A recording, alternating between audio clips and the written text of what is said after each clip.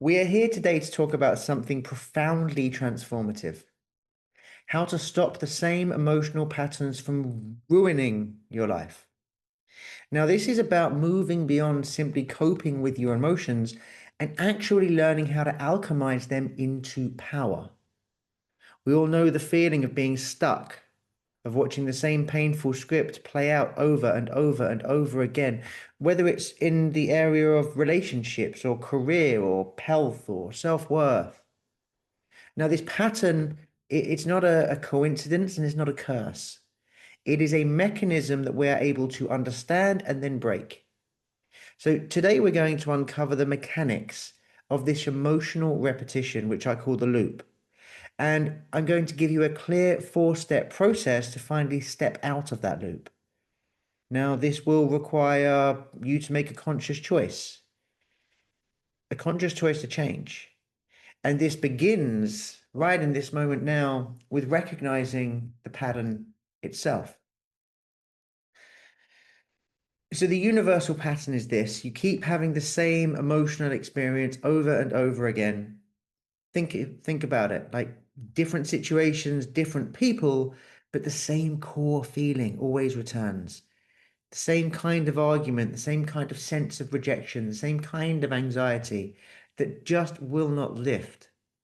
And this repetition is the first clue that you are operating inside a predictable, unconscious structure. It's not just bad luck.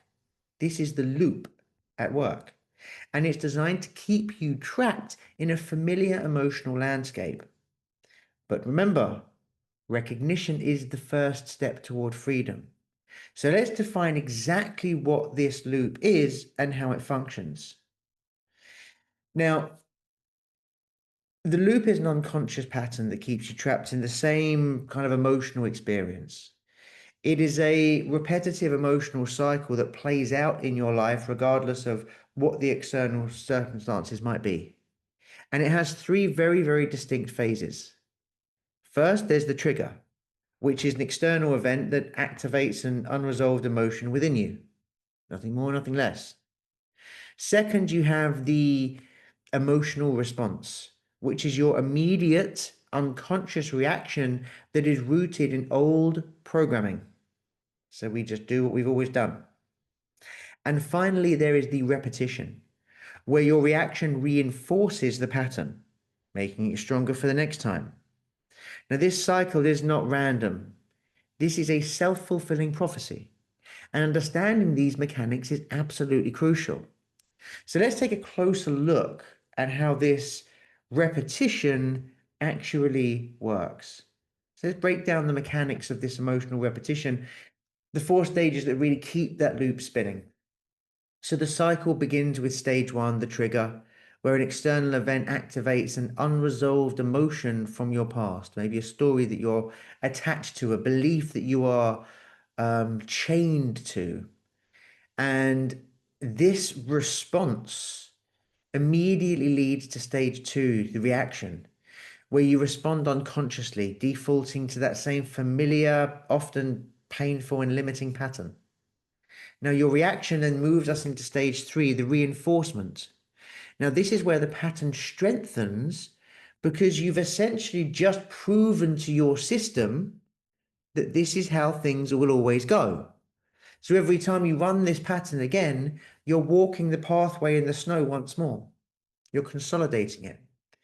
And finally, stage four, the loop closes and you return to the beginning, waiting for the next trigger to start the whole cycle over and over again. And this is the invisible cage that we live in, the space that most of humanity today reside in 90% of their lives. But we can't break it until we know what we're dealing with.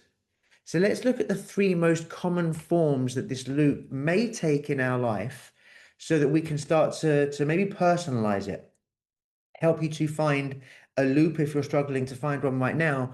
Can't imagine you will be. Or if you're looking at a number of loops, maybe help you to determine which is the most pressing to deal with. So while the loop can manifest in a countless ways, we do see three emotional patterns more often than others. The first one is the rejection loop. This is driven by the core belief that I'm just not good enough. You seek validation, you experience rejection, and that experience reinforces your unworthiness. And you go round and around and around and around and around and around. And the thing is with a person who's stuck in this rejection loop is that when they start seeking, it just reeks of neediness. Absolutely. And, there's an interesting thing is neediness is one of those energies that people generally tend to reject. And I think that that's built into the system of reality because if neediness was always met with big, open, welcome arms, then that kind of lack energy, that neediness energy, would ultimately be the solution that would take you into more of the same. But it's almost like we're set up to resist and reject when someone's being excessively needy because we are being in that moment their greatest mirror. So it's really, really beautiful. So we have the rejection loop. Now we also have the abandonment loop. And this is rooted in the fear that people will always leave. You unconsciously push people away, then you experience the abandonment that leads to, and you confirm your belief that you're alone. And I mean, this is such a psychosis for so many people. We're in an age now where there's more broken homes than there ever has been. There's communities and societies just being absolutely decimated and destroyed across the world right now. Europe, you see it a huge amount. And all of this isolates a person, gives them the sense that the world is abandoning them.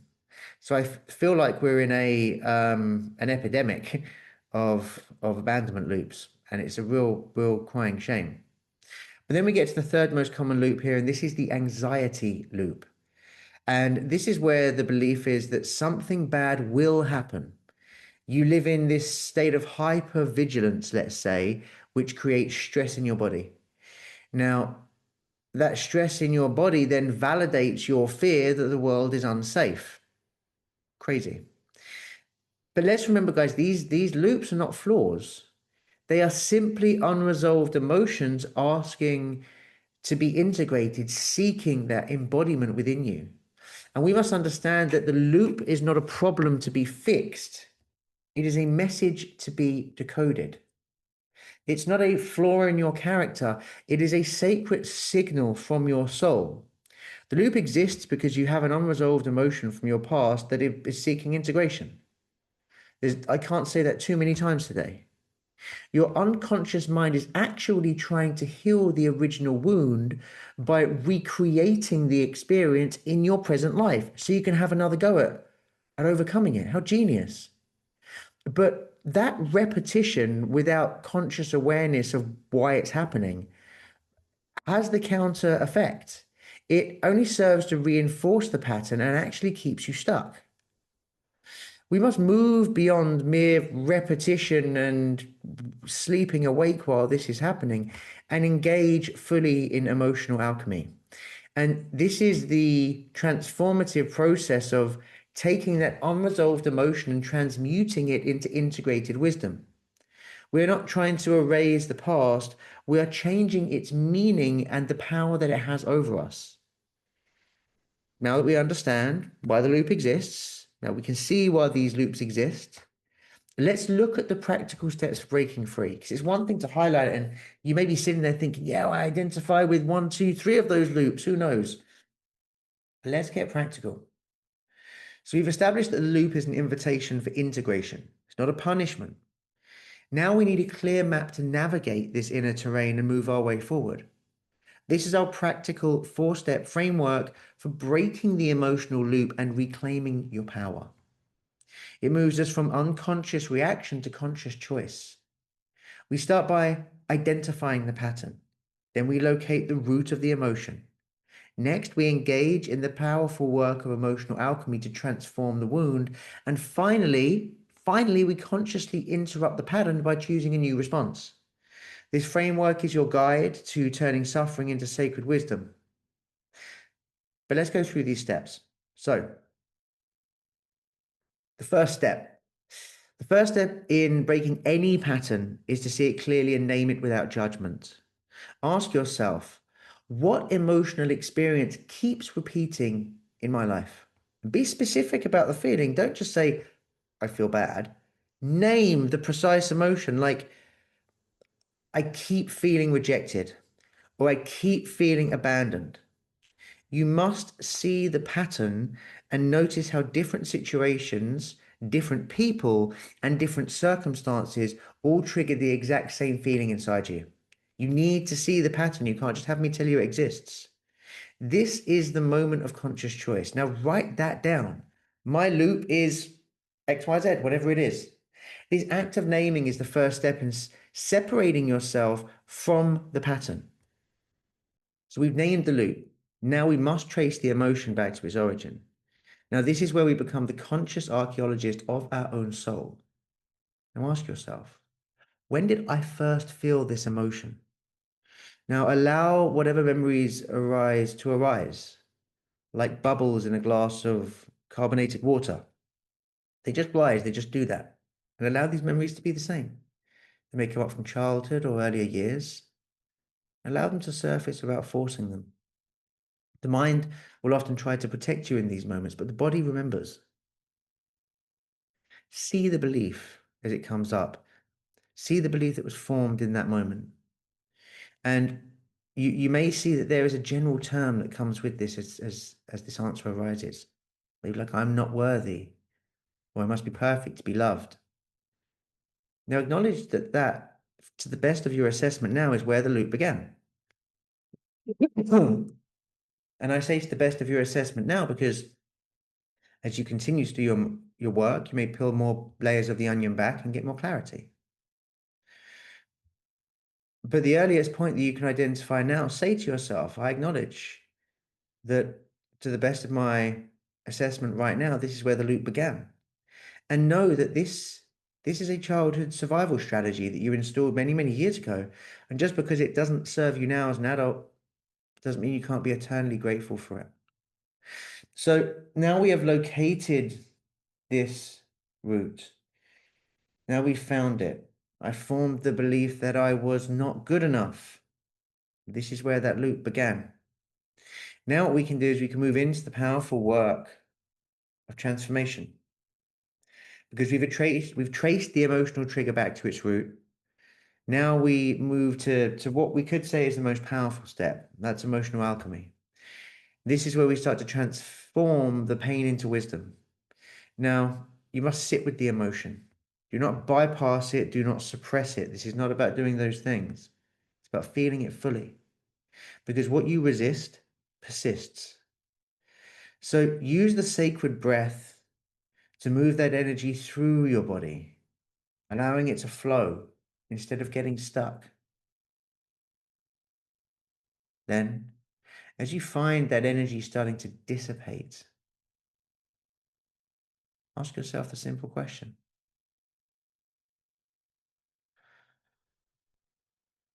what is this pain teaching me about my deepest needs? Why am I feeling it right now? How does it allow me to learn about myself more? How does that happen?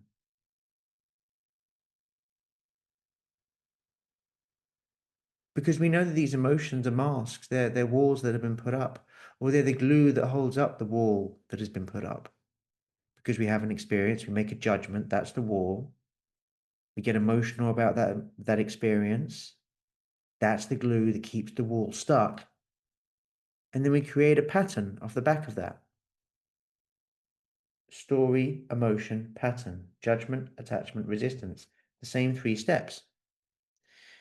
We judge something, we become attached to that judgment, and then we experience the resistance as subconscious behavioral patterns in our lives that allow us to avoid that thing that we didn't like experiencing.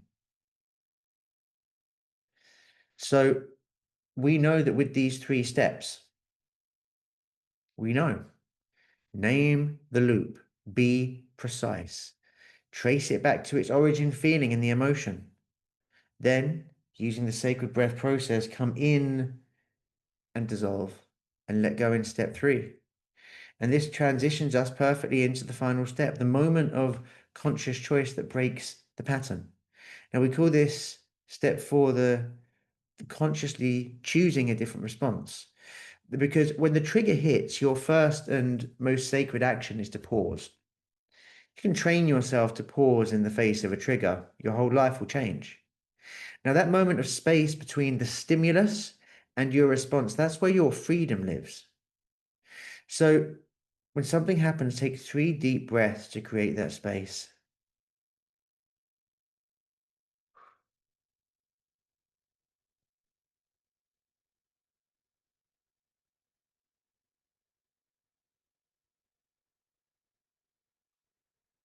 And this is the moment you reclaim your power. Then you consciously choose a different response. Ask yourself, ask yourself what a response rooted in your highest self would look like, not the wounded self, and act on that new choice. Just do the opposite of what the loop would have you do. And what you will begin to do is rewire your entire system. This is how we create a new empowered pattern. We must go through that process, naming the emotional loop you're stuck in, tracing it back to its origin, transforming it through emotional alchemy, then choosing a different response when it happens. If we're working with our primary loops in this way, and this fourth step is wonderful because it talks to us about how to be practical in the moment. But if we're doing this, we will notice that we start to let go. And what's the benefit there? Well, let us consider that there is a metric in your which determines your quality of life that you're experiencing, and that is your level of consciousness. We can call your level of consciousness almost like your level of awareness. Let us imagine that there is a tree and it's in the rainforest. Now, if you only climb the first 10% of that tree, you're underneath the canopy, you don't know anything apart from the world around you. Then you climb up to halfway up the tree. Now you can see a lot more. You've got a greater awareness. You can see further. You can see over those bushes. You can see there's predators over there. You can see there's some fruit over there. The richness of life starts to become more apparent to you. But then you rise to 75% above, and you're basically at the top of the canopy of trees. Now you get a sense the sky is up there, and there's all of these trees. And there's a whole different ecosystem in here. Wow. And then you get to the very top of the tree, and you can see everything. This is how human awareness, human consciousness works. The higher your level of awareness, the more of reality you're able to bring in. Now, at those low levels, a human being will be pretty much consumed by stories and gossip about stories. The higher up that level you go, the more distance you get from being just trapped in a hall of mirrors in your mind, and the more you are actually operating from a position of, let's call it, heart-centered authenticity, a bit of a cliche term in the modern day, but here's what it is. Now, why do I mention human consciousness now and where it works? Well, any journey of personal development, every journey in the personal development world is the journey of raising one's level of consciousness. And that happens in 2 ways. It happens by being present in the moment, and it happens by letting go of that which doesn't serve us. And there is a metaphor that I can use here. There is a good visual that I can give you, and that is that your consciousness is a hot air balloon. Now, just like the hot air balloon, your consciousness is designed to rise.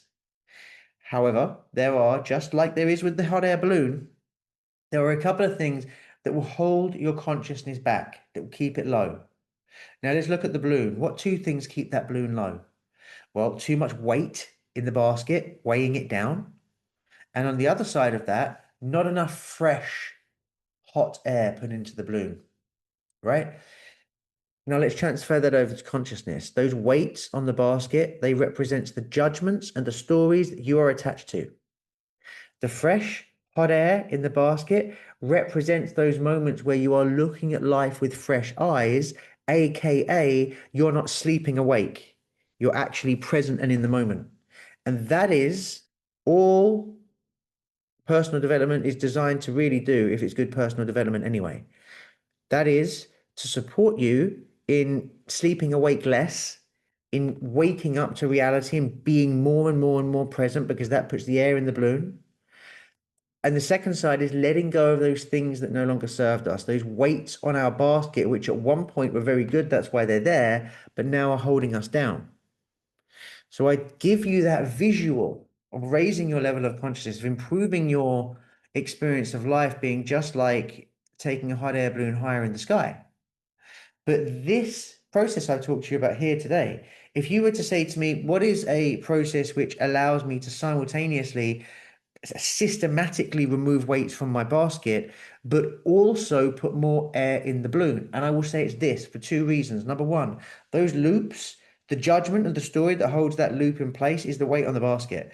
Those loops are weights on the basket. Every time you work on one and you take it off, phenomenal, right? But if we look at step four, when you feel the trigger, pause before reacting, right?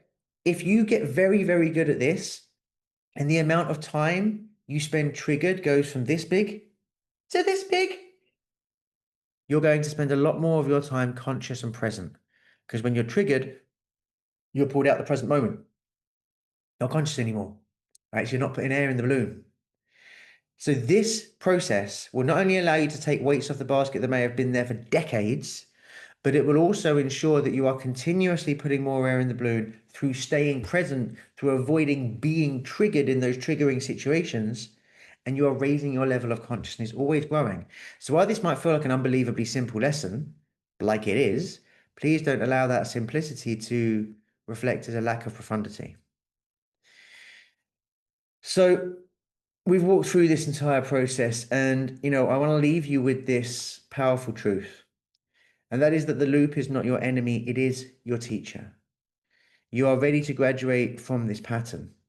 And in order to graduate, just remember the 4 steps. Identify the trigger, locate the root, alchemize the wound, and interrupt the pattern. You are not broken, you are simply waking up to the magnificent truth of your own power. Sounds delicious, right? But every time you practice these 4 steps, know that you are not just healing a wound, you are mastering the art of conscious living. So go forth, my good friend, and embody this mastery.